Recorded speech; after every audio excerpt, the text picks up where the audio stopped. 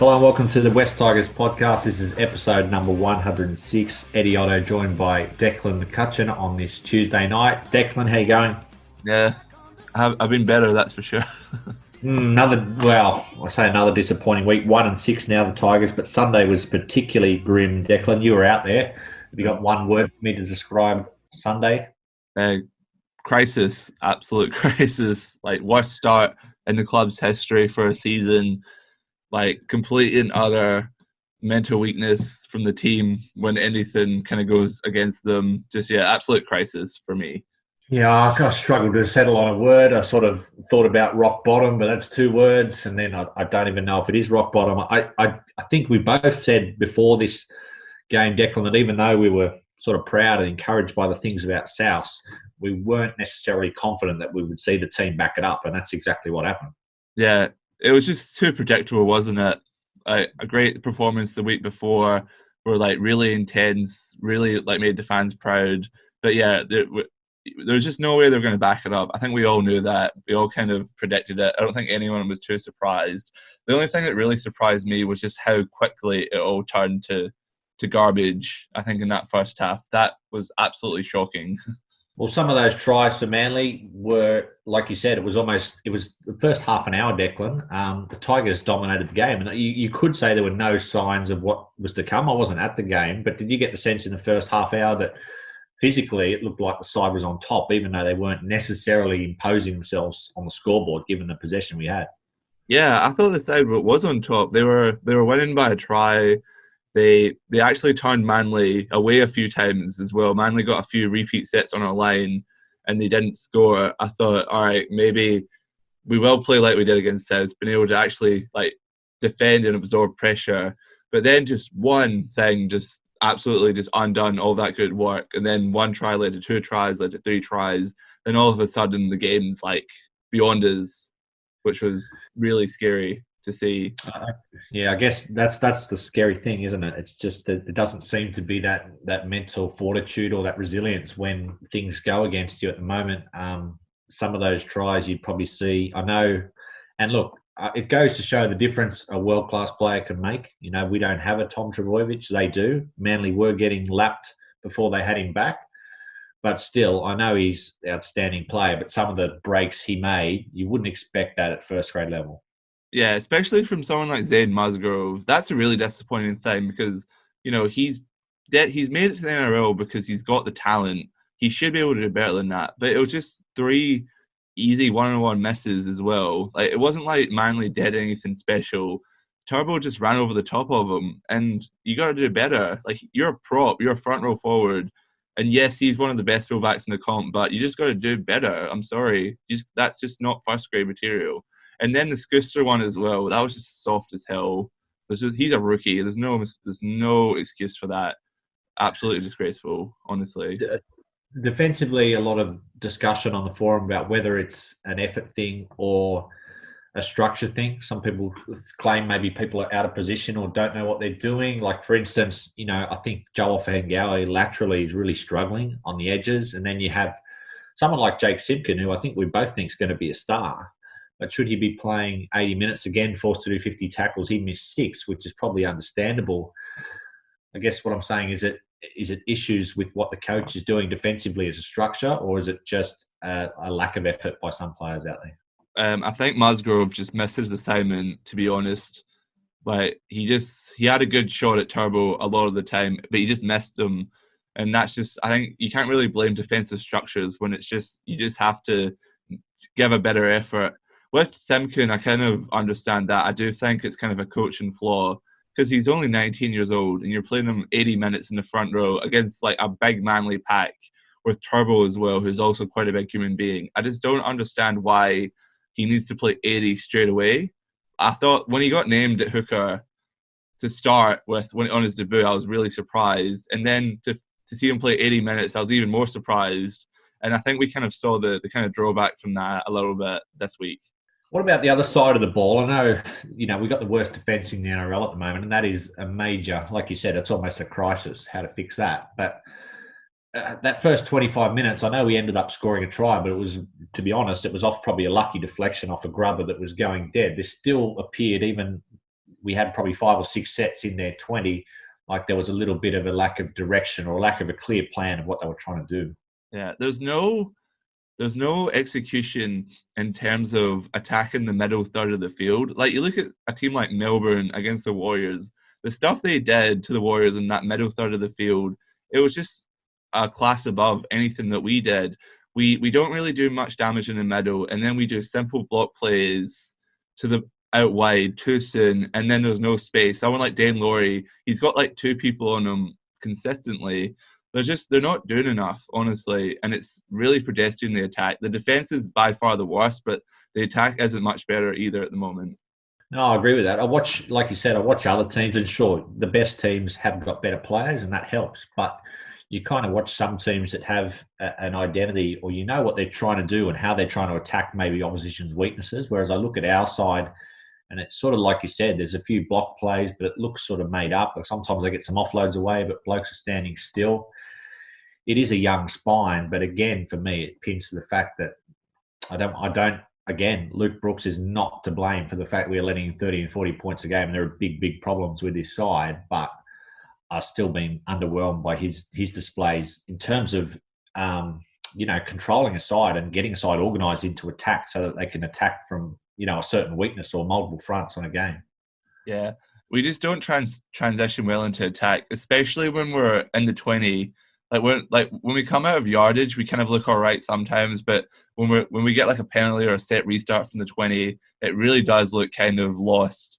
And the more Dewey touches the ball, I think the better we look, as opposed to Brooks being the dominant playmaker. But yeah, I just don't see, he just doesn't take control. There's no, he's just not doing the job that they kind of need him to do. Like, if you think he plays better, kind of off the cuff, then that's all well and good. But he's not a halfback at the moment that we need.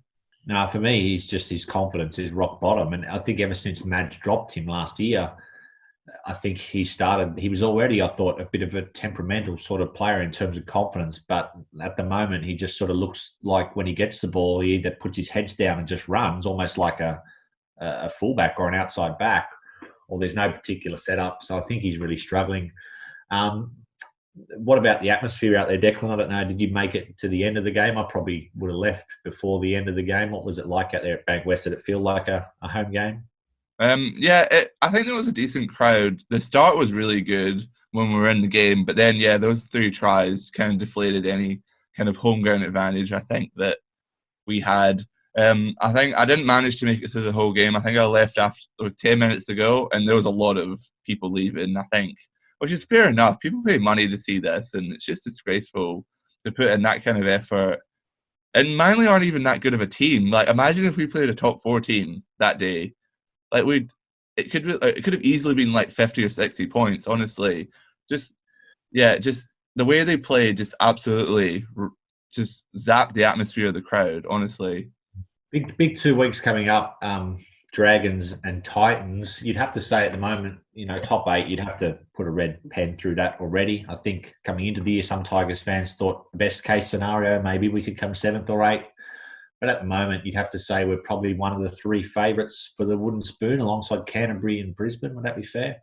Yeah, I think that would be fair. I think that we said at the end of last year, that a bottom 4 finish wasn't necessarily out of the question, just purely because how they're defending.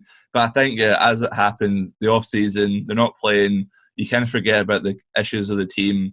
And then people kind of build up expectations, which is why I think a lot of people kind of gave them more credit than they probably deserved from last year. So I do agree. I think a bottom 4 finish is definitely on the cards right now, if not a Wooden Spoon. Let's dig into it deeper, because obviously there's been a lot of coverage this week about who's to blame and maybe what is the solution, because it has been pretty much a decade of despair for Tigers fans. So we're going to talk a bit about, firstly, the roster and the culture and what's maybe the problem there and a potential solution. Then we'll talk a bit about Madge, where we see him at the moment, and also the administration. Starting with the roster, Declan, there were, a lot of fans at the start of this year were probably, I thought, more optimistic than last year in terms of where the roster was heading. I was sort of a bit on the fence. I thought we made some good signings, But I remember Gary saying, and perhaps yourself, that some of those signings were gambles and 50-50s, and if they didn't pay off, that it could get worse. Is that something that's sort of coming to fruition? Yeah, 100%. You get someone like James Roberts. He hasn't really lived up to expectation. Joe Offengawi, he's been all right, but nowhere near enough to kind of plug the holes in the team. I think James Tamo, he's been a real disappointment. Like, I know he's kind of on the older side, but the way he played at Penrith last year, as opposed to the way he's playing right now, it's just not what we need, really.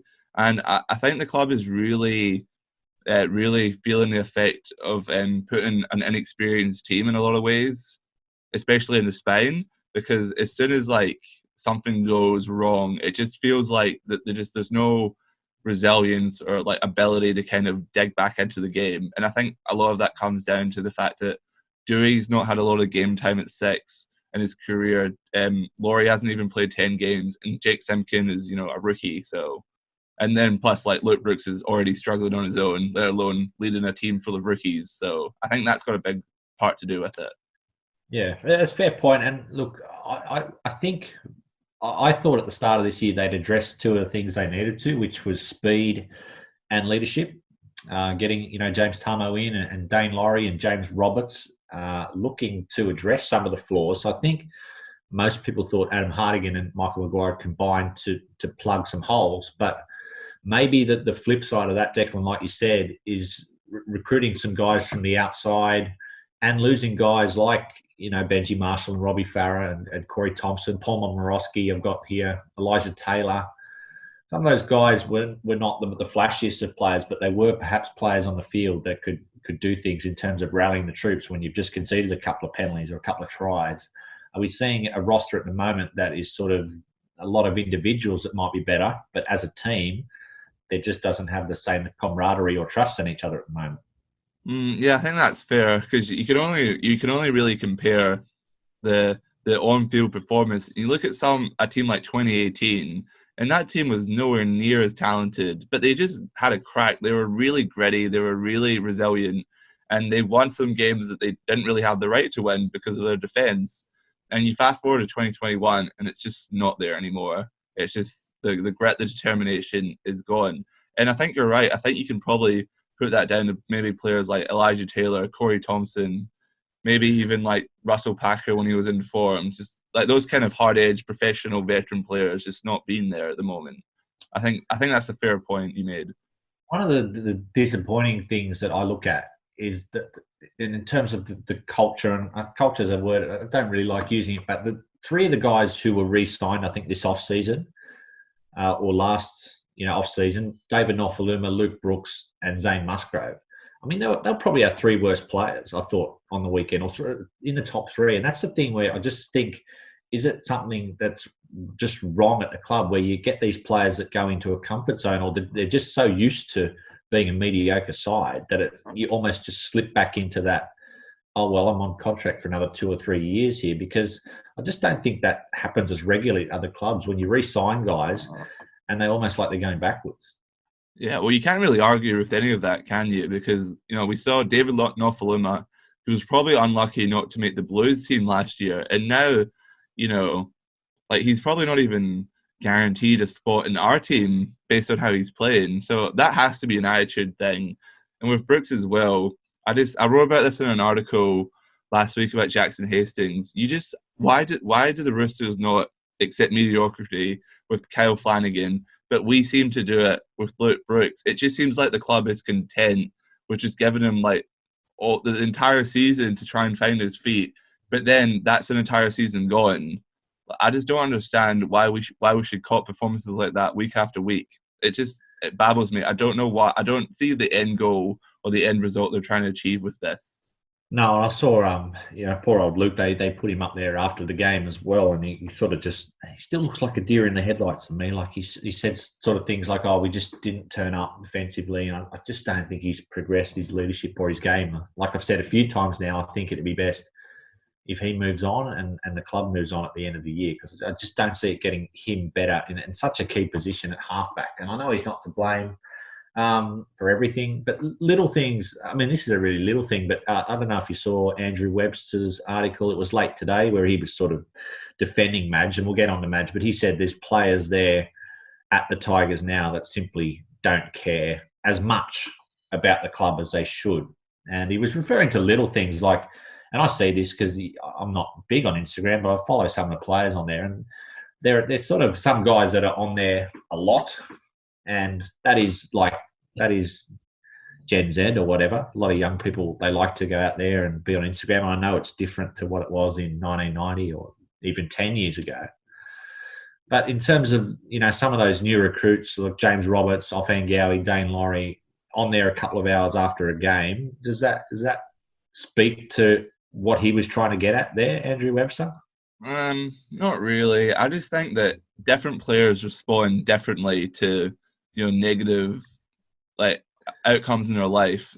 Yes, maybe they go on Instagram, but I don't think that's an indication of whether they care about the end result or not. Maybe they do, maybe they don't, but I don't think that's really a good way to kind of see how, if they're taking it seriously or not. I think there's much better ways to kind of evaluate that, in my opinion.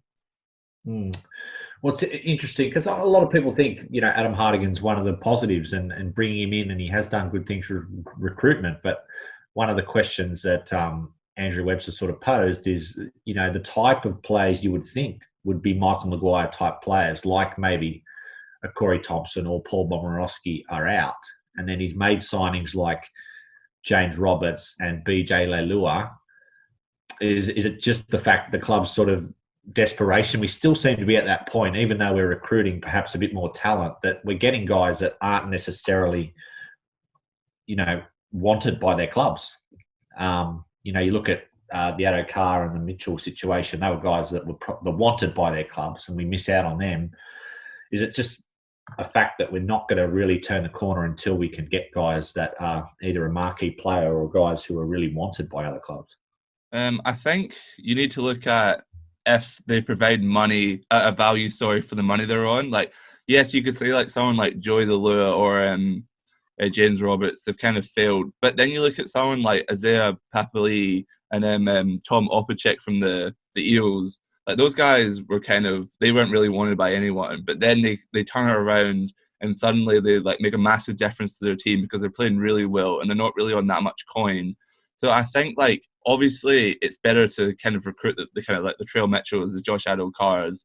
But I do think the good clubs, they kind of find value in players that not other clubs don't really find value in themselves. So I do agree with you with the fact that they were kind of risky signings. I do think that most clubs kind of participate in that kind of recruitment in that sense.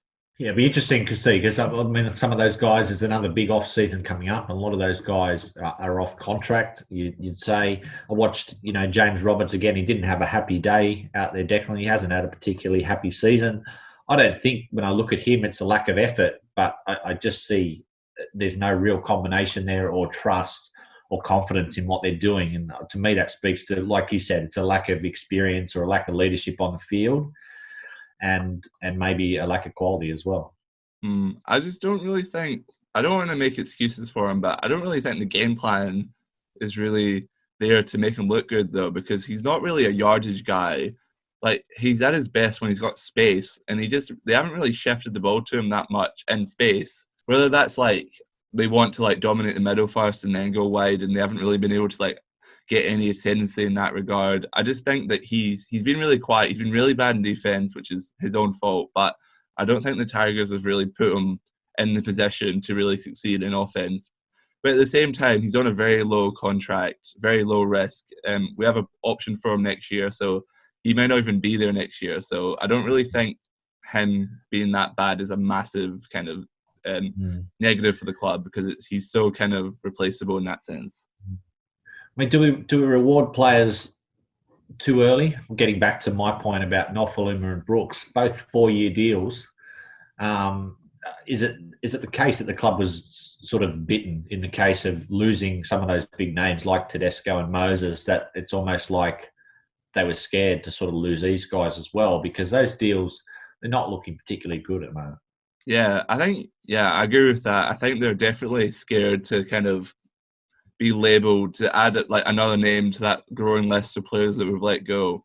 especially with someone like Luke Brooks. I mean, I know he won the Dalian Halfback of the Year in 2018, comes off contract at the end of 2019, which is why they kind of extended him. But there's got to be some sort of safeguard for in case he doesn't play well. I just think they rewarded him too quickly with too much money, and now they're kind of stuck with him. And it just seems that they can't acknowledge that it's not working, because that's an indictment on them as well, if they were to acknowledge that Brooks wasn't working. And I just think that's why they're kind of sticking with them, because they kind of need to make it work. Otherwise, they kind of look bad for it. Because they can't really blame it on Ivan Cleary, because he was already gone by that point. So they're going to have to actually be accountable for their own decisions in a way. Yeah, I mean, just finishing up on this roster discussion for now is I think it was still a roster at the start of the year that is probably a bottom 8 roster. But I think over the past probably 2.5 years, not including the back end of 2020, it was a roster that, like you said, was gritty and maybe played slightly above expectation, even though finishing 9th and 11th.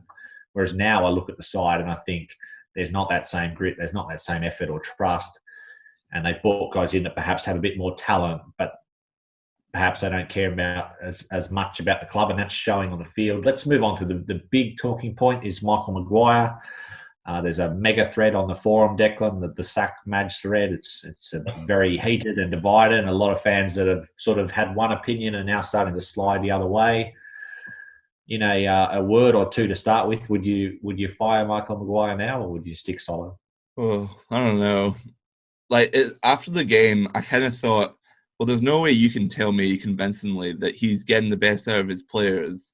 And then when you combine that with the fact that the club has kind of struggled to kind of get big name players to sign, I think that has a lot to do with him and the kind of even if it's not true, the kind of perceived coach he is kind of gets around. And I'm just wondering, is it making it kind of impossible to kind of get quality players to the club? Because look at someone like the Bulldogs. They are not playing well either. They're in the exact same boat, but they still managed to add Matt Burton and Josh Addo-Carr because they have a perceived player-friendly coach. Is that something that the club needs to look at? But I think I'm not sure, because someone who would you get? That's the thing. There's no clear coach at the moment that I think we get him, we're automatically better. We're a better team. So with that, I don't think I would be rushing to sack him at the moment. Obviously, if it continues, I think the question needs to be asked. But right now, I'm going to hold, I think. It's tough, because you see a guy like Madge, and he is a proven winner, and you know how much he's not someone who's going to shirk the task. So a lot of Tigers fans have sort of, related to that over the last couple of years after what happened with Ivan Cleary. Is we've got a coach here that is going to do the hard work, and he's not going to, pick up chips when things are going badly and go to another club. But it's clear that things are going backwards at the moment. That's one of the key things for a coach that I look at is, are things sort of trending in the right direction? Even if you're not necessarily winning all your games or finishing high on the ladder, are you improving players? Is it showing signs that it's getting better? And I think the last 15 games, Declan, concern would probably be an understatement. It's where we've got the worst defence in the NRL at the moment, averaging about 31 points a game conceded. Yeah, this is an historically bad team, defensively especially. Just, you can't he's supposed to be a defensive coach, but we're conceding 30 points a game. Now, is that the 6 again rule, maybe throwing all his kind of set principles of defense out the window? Maybe, but you just can't do that. And I just look at some of the players, guys like Tama Roberts are playing worse under us. Even guys I don't know, Stefano, he hasn't played that well. I know he's young, but he's kind of been struggling a little bit when he started. And then guys like Tommy Talau, these guys were top recruits, but he just hasn't really looked like a first grade player. And part of me wonders if this is to do with the kind of coaching style a little bit. And I think that's fair to say. I don't think that's been unreasonable. Yeah, it's a hard one to work out, because you look at that win percentage, 19 from 51 games. They said he'd just taken over Jason Taylor, I think, is our second longest serving coach. Obviously, Tim Sheen's had a long reign there, but 37% win record. It looks to me like he definitely is he looks emotionally invested. It's not like he's he doesn't care. But I just think, Declan, that he's at the moment he's at a loss to how to improve this side. He says at the press conference that we can be a really strong team, and we know what we're doing. But I don't know. Do you think deep down he's thinking this is going backwards and I don't really know how to fix it? Well, it's kind of like what happened at South towards the end of his tenure. The playing group just didn't really respond to what he was trying to do. And like, we're not part of the organization. We're not really inside. So we can't really say definitively if that's true or not. But I see a lot of similarities. Like, the players just aren't responding to what he's doing. That's clear as day. I mean, he's like you think of Michael Maguire and you think of mentally tough. That's just hand in hand with like what he's done in the past. But that's the exact opposite of this team. And maybe it's because they're just not responding to the kind of like message. He's not motivating them to the point where they can succeed. And like, I don't think that you can blame it all on him, but I think that he does kind of deserve some of the responsibility. I don't think you can just like wipe him out of the equation as to why we're being bad, because I think he has contributed to it, in my opinion. The thing is, what I think is, yes, I agree that at the moment things are not looking good, but I think by sacking him, you don't necessarily solve the problem, because I've talked about these roster issues and inability to recruit marquee players, which goes back further than Madge's time. I mean, this goes back a decade, unable to recruit sort of the players that we want. It's been mentioned, Shane Flanagan and John Morris, but I don't see necessarily those guys coming in sort of straight away and being able to fix what's there at the moment. Yeah, I think that's fair. After Sunday, I was kind of really warmed up to the kind of idea of someone like Shane Flanagan, just because he's had experience. He kind of came into Cronulla in 2011 and kind of really gutted the joint and then got them to a premiership in 2016. But at the same time, and when you compare that to Madge, he kind of inherited like kind of an already premiership-ready roster at South when he joined. But yeah, I think a lot of the media coverage is kind of swayed back in Madge's favour. And I think you look at someone like Brad Arthur, like he had like a lot of success at Parramatta, and then he kind of dipped a little bit in the middle, but he's managed to turn it around a little bit. So maybe that's what we need to do with Madge. Just back him. Hopefully he can turn it around, and that long-term commitment pays off.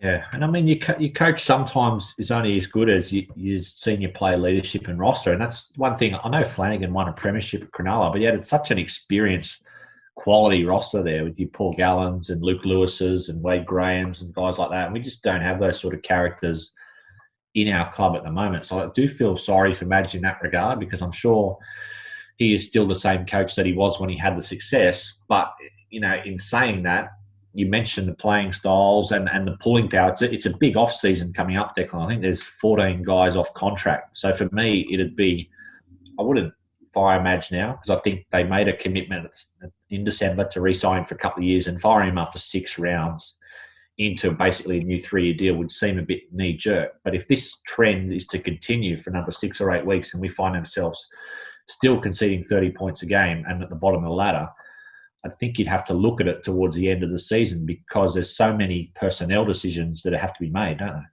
Yeah, and I look at someone else like Ricky Stewart. I remember he was coaching Parramatta and they just looked absolutely terrible. And then suddenly finds himself with a kind of a good roster in 2019 and they make the grand final.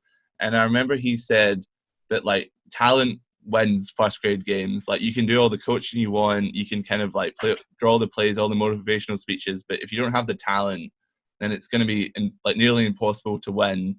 But yeah, but I do agree with you. On the other hand, like if the defense doesn't improve and they're conceding 30 points a game, then like what do you do? Like you can't cop that, because the fans aren't going to cop that either. So that's why I kind of thought the first word that I thought was crisis with this game, because like Manly, they're not a bad team, but they're definitely not a shoe in for the top 8. We're going to play against much worse teams, and just the inability to handle things that go against you is just really alarming. And I think if that continues, then they're going to have to look at other coaches, and that's just a simple fact.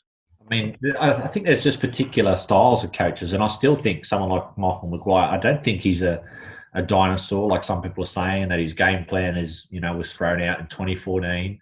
But I said at the time, I was happy when he was signed at the club, but I was worried that it was, the right coach at the wrong time, because of the fact you had a roster with so many, aging players that were on long-term contracts, and it was going to take a while. And now we're at a point where we're almost becoming, as he said, a lot younger side, which is in need of maybe a little bit more development and patience and hot and cold performances. And whether he is the right coach to sort of play that way and develop that way, I guess that's maybe a question mark I have. Yeah, I think that's very fair. It's also, I think what you said is true. It's going to be a big off season in terms of like who they bring in, what they do with that cap money. And then the other question is, if you're not like 100% committed to Maguire, do you want him spending that cap money as well this summer? I think that's a fair question. Because then if they decide not to sign him or like to fire him, and then he's signed all these long-term players, then we're kind of in this back to square one. I think make a decision. I mean, those sort of discussions, they'd be going on not at the end of the year, but I mean, almost now, wouldn't they, Declan? Let's not be sort of naive about that. That sort of things, roster management is an ongoing, looking 12, 24 months ahead. So there would be an urgency around that. And like you said, sometimes, there are, I don't know what it is, but, someone like Trent Barrett, he hasn't had much success in the NRL. He's had less success than Michael Maguire, but he was able to attract Josh Addo-Carr and a Matt Burton. Do you think that was because of him, the coach, or do you think that was because of the Bulldogs are just a better run organisation with more clout with players? No, 100% think it's because of the coach. I mean, Matt Burton, he has a pre-existing relationship with like Trent Barrett. It looks like Brett Naden's going to sign there as well. He's another Penrith guy.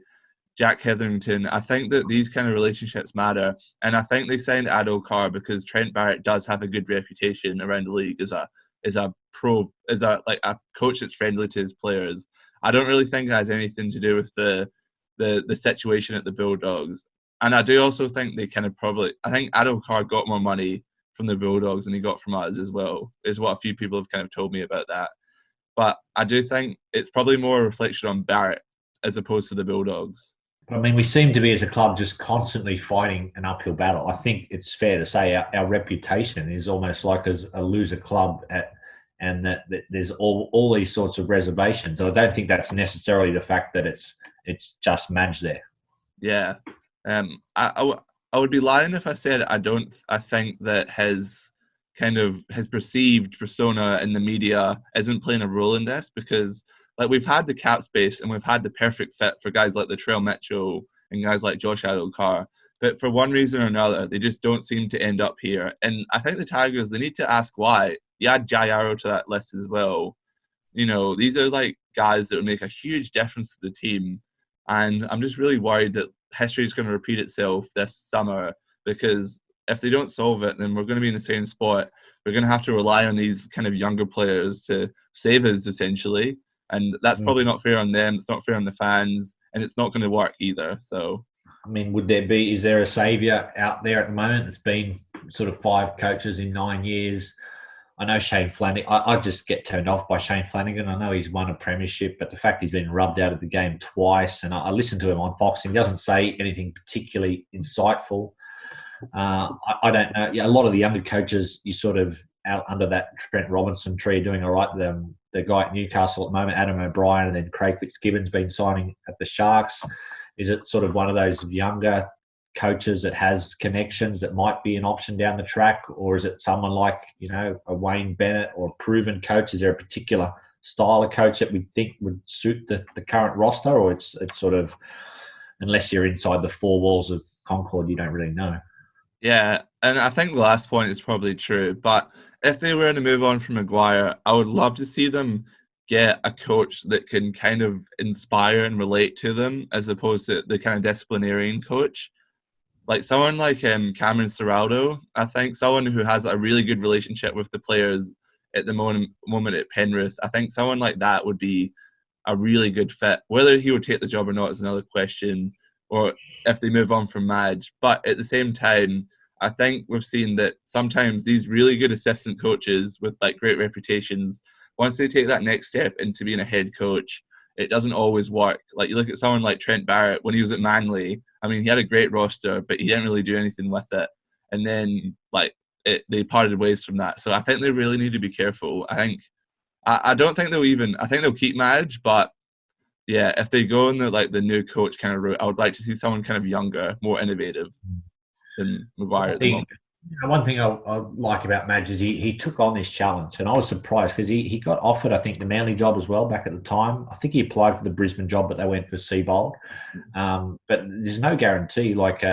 I think Fitzgibbon knocked back a club before he took the Sharks. There's no guarantee someone like Cameron Ciraldo would risk their career by coming here. Because let's be honest, it's been a bit of a coffin in waiting for coaches, hasn't it? Yeah, I agree. But it's just there's so much potential as well. Like the fan base is great. The kind of geographical area is great. I mean, look at someone like Tim Sheens. When he did well here, it really had a massive impact in the league. I really hope that players, potential coaches can really see the potential of the club the way we see it. Because I do think the term sleeping giant kind of gets thrown around a lot, but I do think that we have the opportunity to kind of be one of those kind of like Penrith teams in terms of like the kind of catchment area we represent. Well, there are. I mean, you look. Just the last point on Madge, and that we're talking about, it takes a while to see long-term change, and first grade teams going awful. But at the moment, you've got, I think, the reserve grade team running first, the Magpies, and the Jersey Flegg side, West Tigers, running first or second. So that is a massive positive, even though it's not going to be talked about much in the papers at the moment. Yeah, and the Magpies, Harold Matt's team, I think they made the finals in the first time in like a really long time. And as you said, the New South Wales Cup team is coming second at the moment. Jersey Flegg hasn't lost a game. So, like, obviously this stuff isn't a substitute for the first grade team doing well, but I do think that like it's not all doom and gloom. I know it feels like that at the moment, but at the same time, you got to look at the positives as much as that sucks to say out loud, but it's true. Yeah, well, I mean, it's a lot better than having three or four grades running towards the bottom of the table. That there is maybe the next crop of, Benji and Robbie Farahs and Liam Fulton, that crop that came through under Sheens. That wasn't through any marquee recruitment. That was junior development, and that's one of the big factors. I think this club has sort of fallen away in the past 6 or 7 years is developing our own players in that catchment area. So that's something to keep an eye on for the rest of the year, Tigers fans, the reserve grade and the Jersey Flegg, because they're flying high, and you might see two more guys debut hopefully later in the year. In terms of the board, there's always talk about board rumblings when things are not, when you're not winning on the field. There's been a few articles about Lee Hadjipentelis and Justin Pascoe. I can see both sides of the Pascoe sort of argument, Declan. I mean, he was, at the end of the day, he got the coach we were after. It was like big tick. You got Michael Maguire, he got Adam Hartigan. The Centre of Excellence is up and coming next year. So there are a lot of big ticks. But then you look, he's been there for 6 years and the roster and the results just haven't been there. So should he have to bear the brunt of that at some stage? I think with any like leader in an organization, you've got to take responsibility at the end of the day because like you're making the decisions, you're the one in charge. But at the same time, I find it very hard to kind of pin the team doing so poorly on him because he's not a footy player. He's not a coach. It's not really his job to bear the brunt of the team's bad performances. But at the same time, he should be responsible for the organization as a whole. But the thing that really worries me is the board chat, because I think it was the Andrew Webster article that was saying that a lot of the board members, they do leak things to take pressure off them to then put on other members of the organization. And that is just dysfunctionalness at its peak. You just can't do that if you want to be successful. And that was the only thing that kind of really worried me from all this media outlash. Yeah, well, the chairman has been there since 2019. And I remember his opening speech he might have done at a Christmas function or something. And it was a big, sort of, we're not going to be accepting mediocrity anymore and this macho sort of stuff. But is it better to have that sort of stuff just, not out there? Because it was mentioned in Andrew Webster's article that Lee Hadjipentelis is on speed dial to a lot of these journos, and that's the sort of information that maybe Michael Maguire wouldn't appreciate, some of it sort of being leaked or out there. Yeah, I do 100% agree with you. I think he should probably have a little bit of a halt on that. And the club has kind of come out and said that they are kind of talking about having some of these kind of things be more in-house as well, as opposed to like being quoted to the media. So I think that is something they're trying to work on. But I agree. I think like it's all well and good to kind of like talk this big game, but you kind of have to back it up on the field. Otherwise, it just becomes embarrassing, and that's kind of what's happening at the moment. Well, that's the thing. I mean, we can talk all we like about the coaches and board and whatever, but I think a lot of it still comes back to roster and leaders that you have in the moment. And I think for the better part of the last decade, or at least for the last 4 years, we haven't had a roster that fans were confident we're going to make the top 8. And now we've taken a bit of a shift maybe in direction of the roster from maybe older, more grittier players to a younger roster. And it's bottoming out at the moment, and we're not getting some of those 50-50 signings come off. But we're probably not in the position we were three years ago where we're totally hamstrung by the cap. Some of those guys that are not performing, there is movability there to move them on and make change. Yeah, I don't know. It's tough because it's all well and good to have young players, but when they lose games like this, they develop bad habits that they then take on to when they become older. Like, you look at the Brisbane Broncos players, like all the guys in that pack were absolute superstars coming through the grades. But then when you put them all together and they're all too young, they develop these bad habits and then they don't reach their full potential. So it's all well and good to say that, like, oh, we have a young team, just wait a few years until they're good. But I think it's really important to throw in established first grade players to help them reach their potential. Otherwise, you run the risk of them becoming busts. Well, this Sunday they take on St George Illawarra at WIN Stadium. There were some changes, perhaps not as many as fans were hoping for, but I don't know. Declan, is that a reflection of how the top 30 works these days? We got BJ Lalua named at centre for Michael Cheekham, and then there were a couple of positional changes. Alex Twal moves to prop, Offa Hengawi to lock, and Luke Garner back into the starting side. What did you make of those changes? I think I like it. I'm just not a big fan of Twal at lock. I just don't think he does enough with the quick ruck speed. Like, our two props will have solid head-ups, and then it's not damaging enough for me. So I kind of like having Offengawi at 13. I think he's a bigger, more aggressive body. In terms of the other changes, I think that Utica Manu, as much as I really like him as a prospect, I don't think he was really doing that well starting. I'm not sure if he's ready for it yet. So I kind of agree with that. And I think Alex Seyfarth was trying his ass off on the weekend. So I think you kind of want more players in your team like that. So I'm kind of glad he kept his spot. And yeah, Thomas McKaylee had a really good game in reserve grade. So hopefully he comes back with a lot of confidence and ready to make an impact. And I think anything is better than Michael Cheekham at centre. So I'm happy he's out there. We were worried about that last week, and he had a particularly. So Cheekham dropped and Musgrove dropped because he had a big game, missing a couple of tackles. So, look, it's St George Illawarra. Their bubbles burst a little bit in terms of, I think they won 4 of their first 5 coming back to earth. They do miss their 2 wingers this week, but they're a very hard side to beat at WIN Stadium. I know we beat them in round 1 last year, but I think we'd be very, very heavy underdogs coming into this game. I don't know if they're the sort of side that will blow us away like Manly, but I just have no confidence that we're going to win this game based on what I see. Yeah. Wait, I'm going to go against the grain. I'm going to tip them, I think. I just have a feeling. Yeah.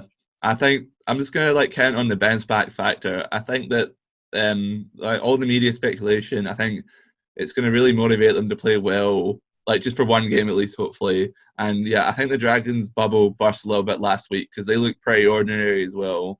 And I think losing their 2 wingers is really going to set them back because I think they do a lot of kind of little 1% of stuff that not a lot of people see. We're going to have to play well no matter what because the Dragons, they do have some X factor, but I think we're going to win by 2 tries, I think. Wow, well, that's a big prediction, Declan. I can't go that far. I think we'll probably lose by a couple of tries. And rumours are that Robbie Farah is going to be donning the blue jersey, running the water. That was rumoured that they're upgrading him. Some fans were outraged at that because they reckon he's going to be out there, calling for the ball and doing his own tactics. But surely that's, they've got a fair bit of trust between each other. Michael Maguire and Robbie Farah work together at 2 clubs. That could be something that's not going to change results, but maybe a little thing that they're trying to address, just leadership and on the field when things are going against it. Yeah, that's such an over exaggeration. If I'm on the field and I'm under the pump, you would want someone like Robbie Farah, kind of in your ear, as the what a trainer often is, someone like Alfie Langer. It just gives you confidence and you respect what they say and you want to follow what they say as well. So I'm kind of excited to see it. I do miss him on the field as well. That's probably a big part of it. I do miss seeing his face. Yeah. So Yeah, well, I mean, John Sutton runs the water for South, so I don't think it's an unusual thing. But it was sort of it was funny. It brought up a few bad memories for some fans. Robbie back there running the water. I don't think he'll be bringing the boots back, but you never know. So, all right, Declan, I think we've talked about plenty today. Let's see this time next week if we're any happier. So, thanks, mate. I'll see you next week. all right, have a good one. Rising up, straight to the top.